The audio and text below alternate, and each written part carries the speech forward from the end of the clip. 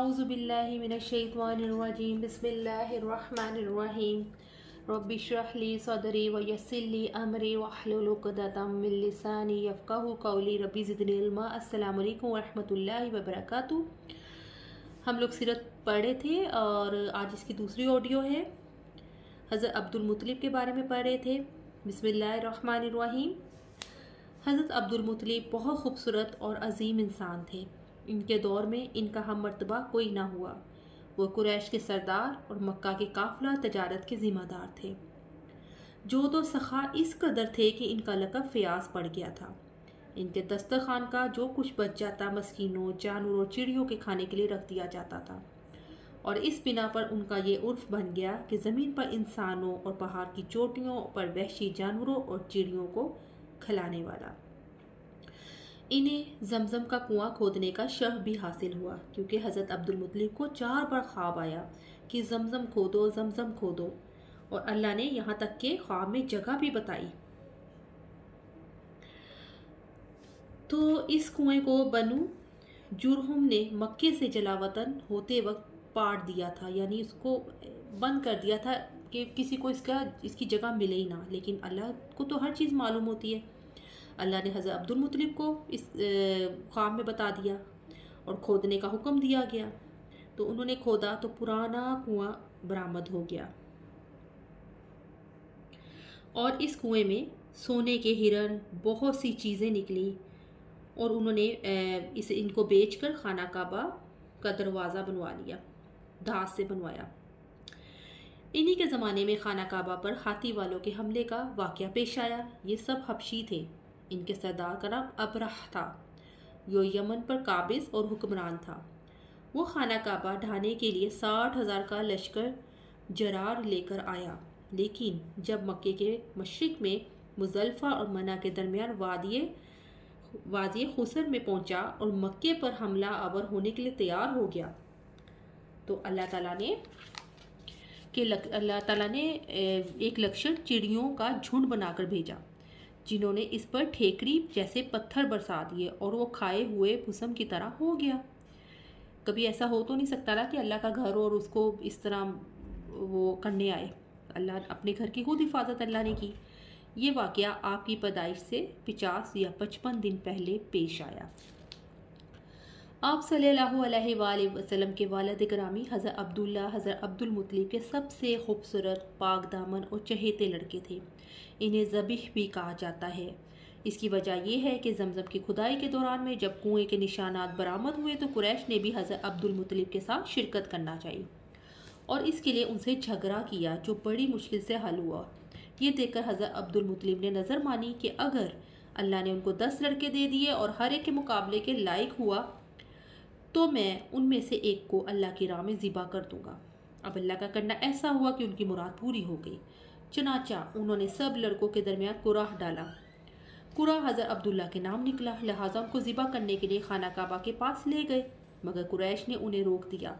बिलखसूस हज़रत अब्दुल्ला के भाई और मामू सख्त आरे आए। बिलाखिर ये फैसला हुआ कि इनके बदले 100 ऊँट ज़िबा किए जाएंगे। चनाचा हज़रत अब्दुल मुत्तलिब ने ऐसा ही किया।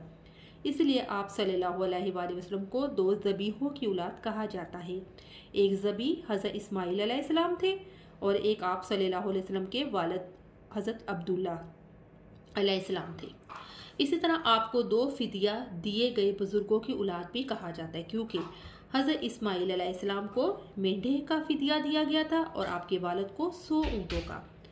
हज़रत अब्दुल्ला की शादी हज़रत आमना बिन्त वहब से हुई, जो उस वक्त कुरैश की सबसे बुलंद पाया खातून थी। उनका बाप वहब भी बनु ज़ोहरा का सरदार और आली नसब था। हज़रत आमना शादी के बाद ही उम्मीद से हो गई। इधर कुछ अरसा बाद हज़रत अब्दुल मुत्तलिब ने हज़रत अब्दुल्ला का तजारत के सिलसिले में मदीना या शाम भेजा, तो वापसी पर वो मदीने में इंतकाल कर गए और उन्हें नागा जुबियानी के मकान में दफन कर दिया गया। उस वक्त तक आप सल्लल्लाहु अलैहि वसल्लम की पैदाइश ना हुई थी। पैदाइश आप सल्लल्लाहु अलैहि वसल्लम मक्का मुकरमा में शाब बनी हाशिम के अंदर मौसम बहार में पैदा हुए।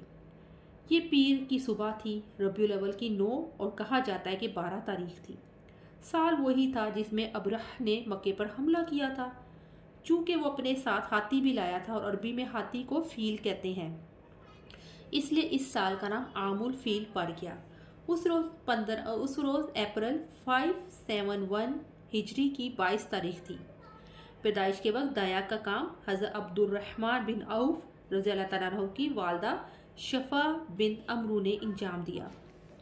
आप सल्लल्लाहु अलैहि वसल्लम पैदा हुए तो आपकी वालदा ने ख्वाब में देखा कि उनके जिस्म से एक नूर निकला है जिससे मुल्क शाम के महल रोशन हो गए।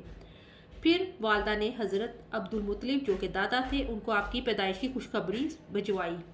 क्योंकि आपके वालिद जिंदा ना थे, वो भी खुशी खुशी तशरीफ़ लाए और आपको खाना काबा में ले जाकर अल्लाह ताला से दुआ की और उसका शुक्र अदा किया, और इस मौके पर कि आपकी तारीफ़ की जाए और आपका नाम मोहम्मद रखा जाए।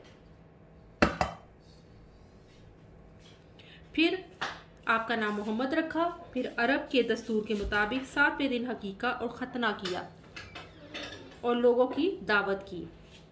हकीका ख़तना जहालत दौर में भी होता था क्योंकि ये सुन्नत हज़रत इब्राहीम अलैहिस्सलाम की थी।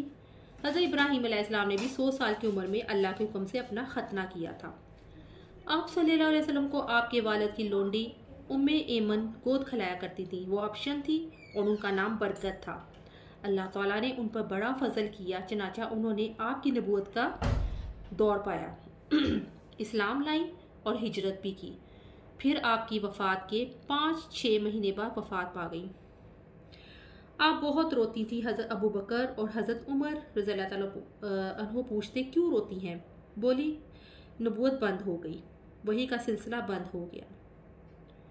अब अगली ऑडियो में रज़ात यानी दूध पिलाना, इसका टॉपिक हम पढ़ेंगे कि नबी करीम सल्लल्लाहु अलैहि वसल्लम को किसने दूध पिलाया।